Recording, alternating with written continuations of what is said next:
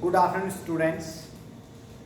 Today we will continue your lesson, The Flute Player. On page number 10, today is World Olympic Day. World Olympic Day. 23rd of June is celebrated as World Olympic Day. Now, page number 10.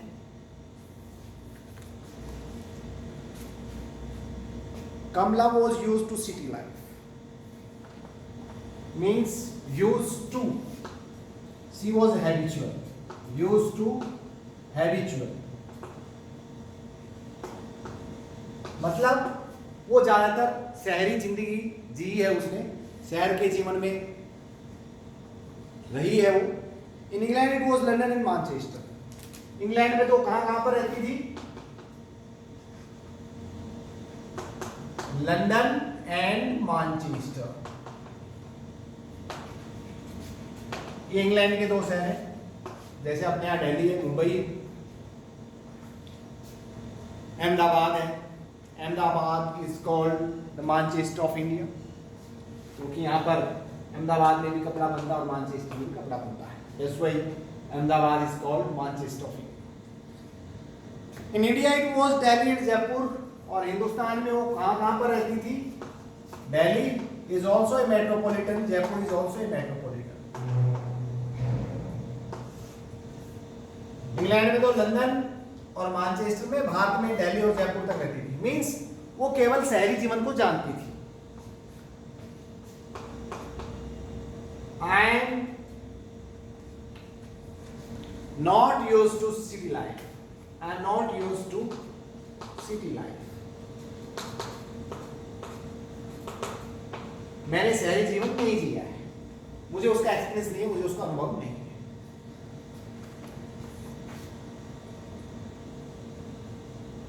Reigning Manchester was of course different in many ways from sun-drenched Jaipur and Indian cities, had stronger smells and more vibrant colors than their English counterparts.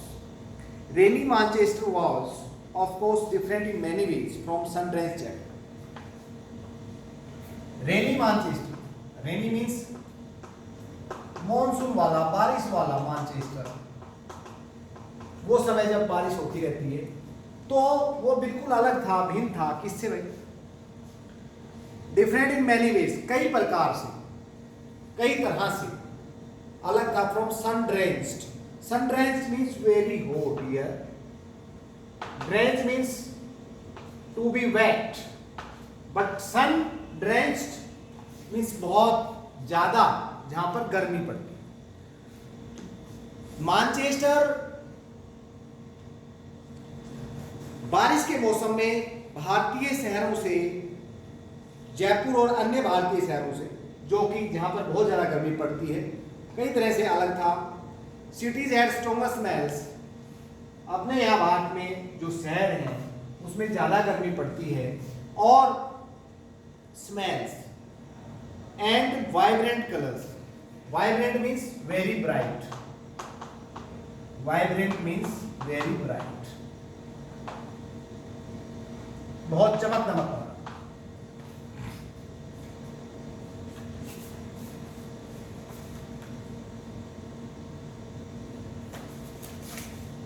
Vibrant colors than their English counterparts.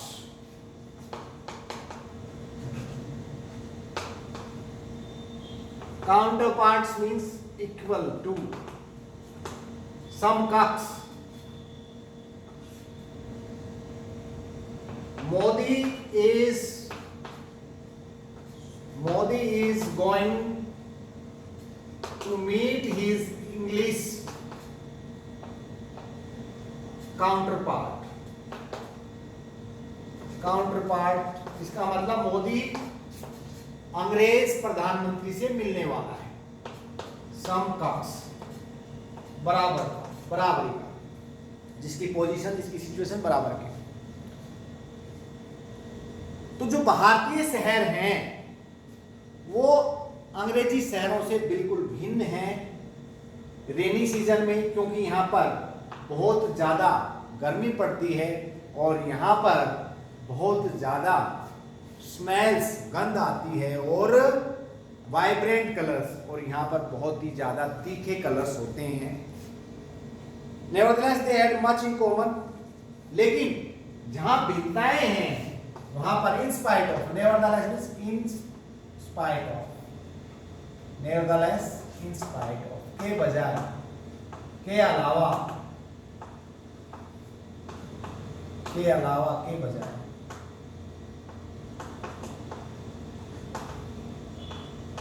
जहां ये भिन्नताएं हैं, यहाँ पर ज्यादा गर्मी पड़ती है, यहाँ पर कलर्स बहुत तीखे होते हैं रेनी सीजन में, ऐसा यूरोपीय देशों में नहीं होता है जैसा भारत में होता है।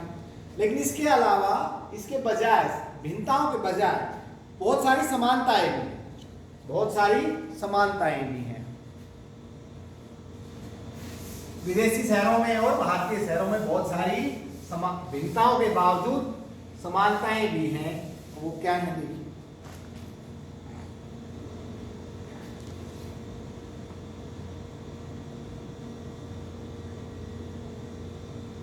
They had much in common. Busy people always on the move. बहुत भारी भीड़ हमेशा भागती रहती है। बहुत सारे लोग जो व्यस्त हैं, जो काम काज में, वो दौड़ते रहते हैं, भागते रहते हैं। Money constantly changing hands, money constantly changing hands, changing hands एक इडियम है, चेंजिंग हैंड्स, लगातार व्यवसायिक क्रियाकलाप होते रहते हैं। इसका मतलब ये लगातार व्यवसायिक क्रियाकलाप होते रहते हैं। व्यवसायिक क्रियाकलाप होंगे तो क्या होंगे, पैसे का आदान प्रदान भी एक दूसरे के पास चलता रहता है।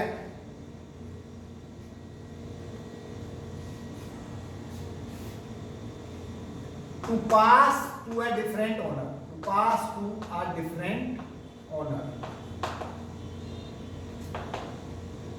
पैसे का मालिक बदलता रहता है। जब क्रियाकलाप होंगे, व्यवसायिक काम चलेंगे, तो एक दूसरे के हाथों में पैसा जाएगा, बदलता रहता है स्थिति। बसेस टू कैच, और लोगों को, भीड़ भाड़ को बसें पकड़नी होती है, जाना होता है, किसी को अपने काम पर, किसी को अपनी नौकरी पर। Each and everyone in the city is busy in some activity और the other activity. Schools to attend, बच्चों को स्कूल अटेंड करने होते हैं, उनको भी बसेस में जाना होता है, गाड़ियों में जाना होता है। पार्टीज टू गो टू, और पार्टियों में भी लोग जाते हैं। टीवी टू वॉच, और शहरों में लोगों के पास काम है टीवी देखना भी। Kamala had seen very little of the English countryside, Kamala ने, कंट्री साइड होता है देहात, countryside, rural area, rural area. Kamala ने बहुत कम भारतीय गांवों को देखा था, भारतीय देहात को देखा था। Even less of India outside the cities, यहां तक कि even less of India outside the cities, शहरों के बाहर के उसने भारत को नहीं देखा था। शहरों के बाहर के भारत को कमला ने बिल्कुल भी नहीं देखा था। और parents lived in Manchester where her father was a doctor in a large hospital. उसका फादर क्या था, एक बड़े हॉस्पिटल में, लार्ज हॉस्पिटल में, मैनचेस्टर के अंदर, मैनचेस्टर में एक बड़े हॉस्पिटल में क्या था, वो डॉक्टर था उसके father. She went to school in England, और वो इंग्लैंड के ही एक स्कूल में पढ़ती थी, इंग्लैंड के ही स्कूल में पढ़ती थी वो। But this year during the summer holidays she had come to India to stay with her grandmother. लेकिन इस साल वो गर्मियों की छुट्टियों में अपनी दादी के पास आ गई थी, गर्मियों की छुट्टियां बिताने के लिए। Apart from a maid servant and a grizzled old night watchman, grandmother lived quite alone. Apart from, in addition to, apart from preposition है, in addition to, और as well as, के साथ साथ, के साथ साथ। एक मेड सर्वेंट वहां पर रहती थी और एक बूढ़ा वॉचमैन रहता था वहां। Grizzled means grey hair, ग्रिजल means grey hair.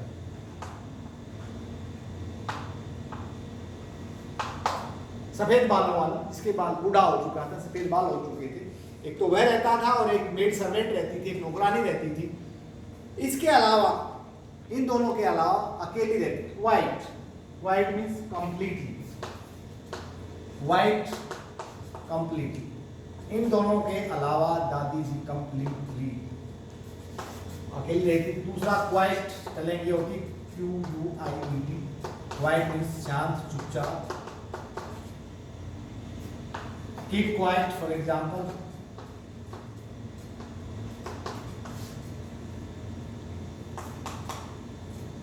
The house was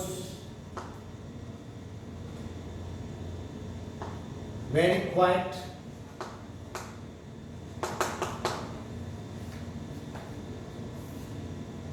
Quite right. Quite right. बिल्कुल सही। It is quite right answer. ये बिल्कुल सही जवाब है। He was very quiet. वह बहुत शांत था। The different meanings are there. Necessarily the same. तो एक मेड नौकरानी और एक वॉचमैन के सिवाय केवल अकेली, बिल्कुल अकेली रहती थी दादी जी। In a small house on the outskirts of Jaipur. एक छोटे से घर में जो जयपुर के outskirts means outer skirts, outer area, बिल्कुल बाहरी इलाके में रहती थी दादी जी, एक छोटे से घर के अंदर जयपुर में। During the winter months Jaipur climate was cool.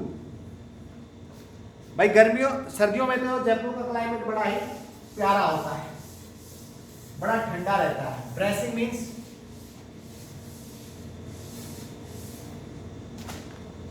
सर्दियों में तो जयपुर का मौसम बड़ा ही ठंडा रहता है और बहुत ही सुहाना लगता है। Bracing means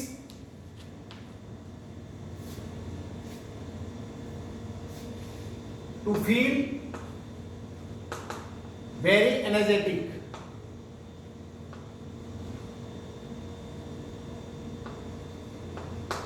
due to cold, ठंड के कारण बहुत ज्यादा ऊर्जावान महसूस करना। Bracing means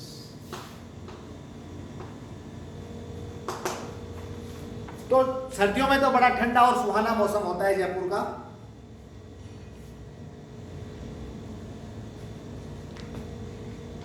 but in the summer, लेकिन गर्मियों में a fierce sun pour down. Fierce means भयंकर, fierce. The conditions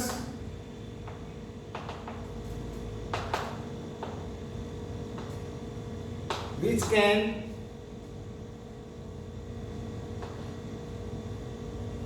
can damage, जो नुकसान कर सके, which can damage, ऐसी कंडीशंस जो नुकसान कर सके। तो गर्मियों में बहुत ज्यादा भयंकर गर्मी पड़ती है यहाँ पर। Pour down upon the city from a cloudless sky. Cloudless, without clouds.